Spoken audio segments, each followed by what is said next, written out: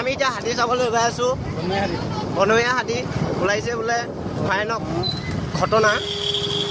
ব্ৰ বাবু তোমাৰ ভিডিঅ' বনাই আছো কি হৈছে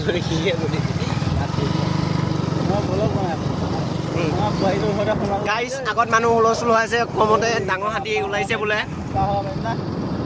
পাৰ হবাটো ডাঙৰ কথা নহয় গুলি চুলি মাৰিলা নেকি গাইছ আগত হাতী আছে বোলে পাৰ হব পাৰিম নে নোৱাৰিম নাজানো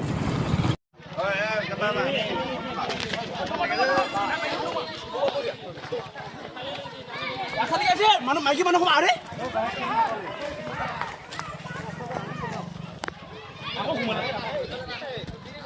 ভাঙি দিলা গেৰে ভাঙি দিলে